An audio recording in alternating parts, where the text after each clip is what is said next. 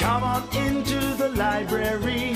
It's a place where I love to be. Look in a book, here's a story for you. Who makes stories when the day is through? Who makes stories when the day is through? Story makers, working through the night till the rising sun.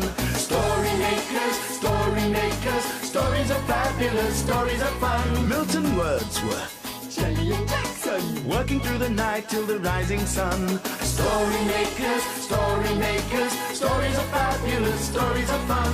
Come and be a story maker.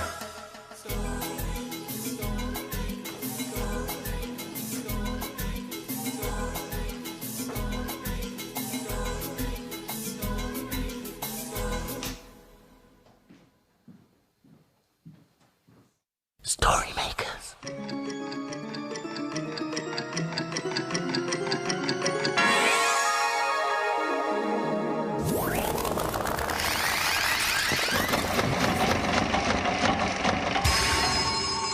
Story makers. It's midnight. Hello. Has everybody gone?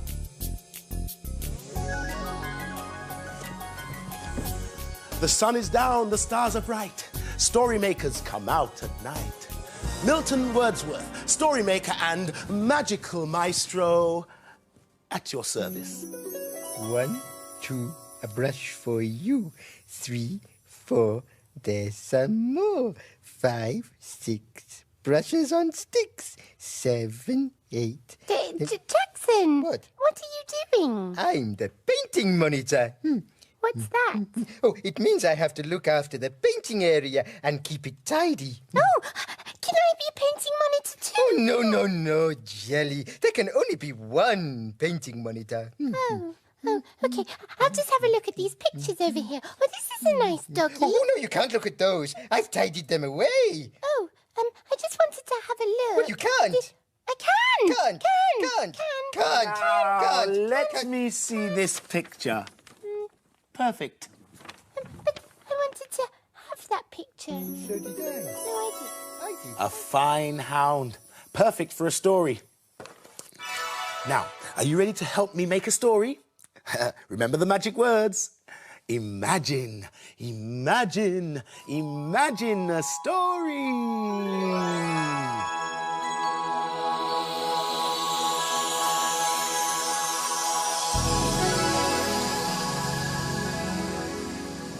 It's a playbook, and the story's called Our Dog. In the front room, ready to go, waiting for her walk. Our dog, Abigail.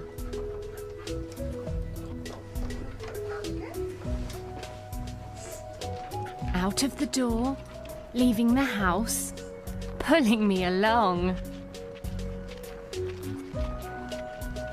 Down on the path, trotting along, next to the river.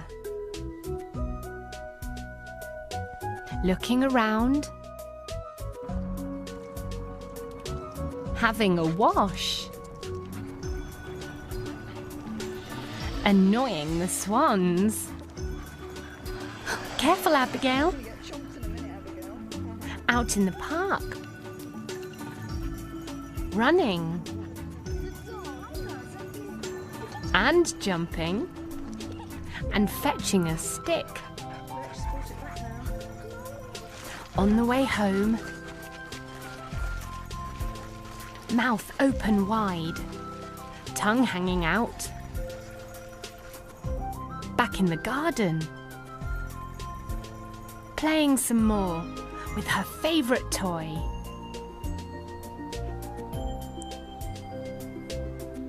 Dinner is served. First drink some water, then eat some nice food. Tickle her tummy and take her to bed. Chewing her toy, our dog Abigail. Oh, Milton, it's very important that you look after your pets properly, isn't it? That's right, my little jelly bean. And you know that Jackson looks after the paints and things? Yes, that's right. I'm the painting monitor. And I was wondering if I could look after the things here. I could be the toy and the brick monitor.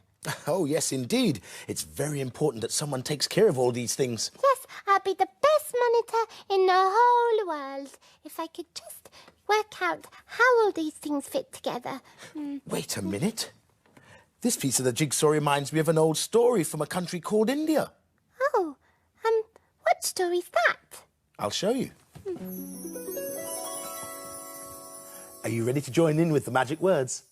Can you remember what they are? That's right. Imagine, imagine, imagine a story.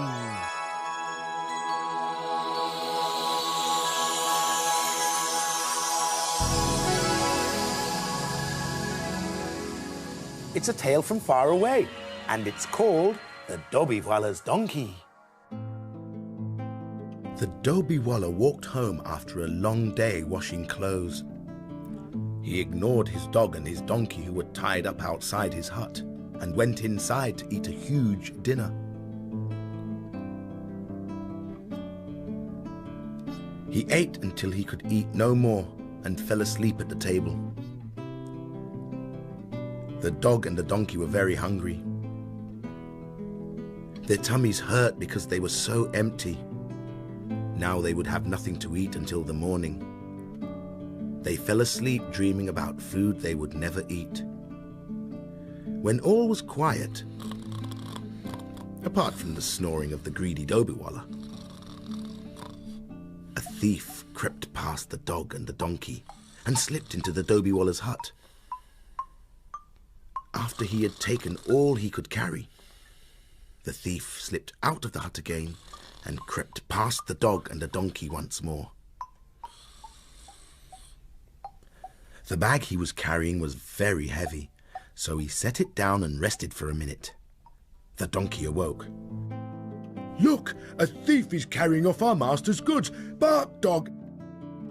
"Wait, master!" The dog, who was half asleep, said, "Why should I? He neglects us so badly, he deserves a fright. He should look after us a bit more." "How can you let the master down, you ungrateful animal?" "Huh," said the dog. "You think I should be grateful for being neglected?" "Then I must wake him myself," said the donkey. "I had better be quick." The donkey held his head back and brayed very loudly. "Eeyaw! Eeyaw! Eeyaw! Eeyaw!" The great noise made the thief jump. "That silly creature will wake up the whole neighbourhood. Better get out of here." The Dobby-Waller awoke a second later. "That stupid donkey, he's ruined my sleep. I'll teach him not to bray in the middle of the night." He was just about to strike the donkey with his stick when he noticed a thief running off into the distance. Off he dashed to try and catch him. On the table in the hut was the Dobby-Waller's half-eaten dinner. The dog and the donkey would not go hungry after all. Oh, the poor dog and the donkey. The master didn't look after them properly, did he? No, not like I look after the paint. Or I look after the bricks and the toys. Well, I must say you've both done a very good job. And you deserve a treat. What's that? Oh, that's candy floss. You get that at the fair, don't you, Milton? That's right. And I think that's where we should go for the next story. Woo! The fair! Great! Ooh, a story about a fair. Are you ready with your imagination? Ready? Imagine, imagine, imagine a story.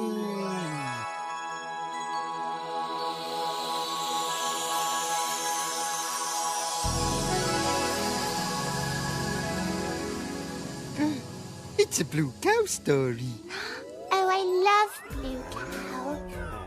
Blue Cow and the Roundabout Horse. In a field not far away is a herd of cows grazing quietly. One of the cows is most unusual.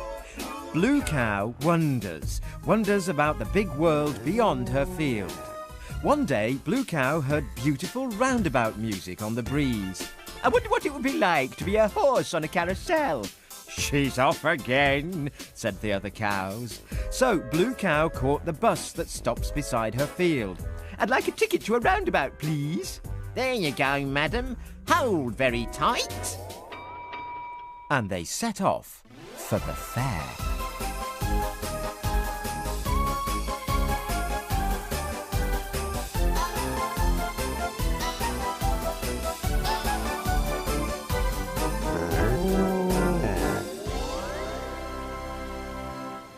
And then they arrived. When Blue Cow got off the bus, she could hardly believe her eyes. Hello, glad you could come. A jolly-looking carousel horse with the name Bob painted on its side leapt down from the carousel. Come on, Blue Cow, I'll show you around. Would you like a ride on the spinning teacups? Bob said. Ooh, yes, please, giggled Blue Cow. The next thing she knew, she was spinning in a beautiful cup. When it stopped, she felt quite giddy. Next came the House of Fun, with its crazy mirrors that made Blue Cow look very funny. Ooh, look at my long neck, she grinned. I look like a blue giraffe. What would you like to do now? Asked Bob kindly. Well, Blue Cow thought for a moment. I would really like to be a carousel cow. No problem, Bob smiled. Blue Cow stood proudly on the carousel next to Bob. Oh, please can I have a ride on the Blue Cow, Mum? Asked a girl called Rosie. And on she jumped. The music started and the carousel twirled, slowly at first and then faster. Hooray! Cheered Rosie. Moo! Cheered Blue Cow. And they both had the most wonderful carousel ride ever.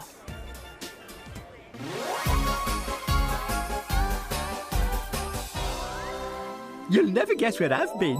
Where have you been? I've been to the fair and I was a carousel cow.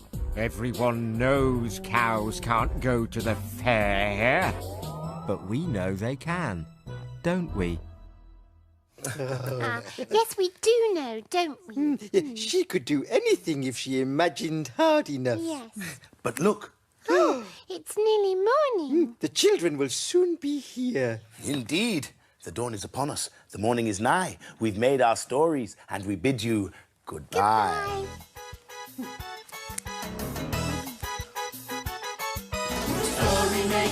Story makers, working through the night till the rising sun. Story makers, stories are fabulous. Thanks for helping. Bye, story makers. See you again soon.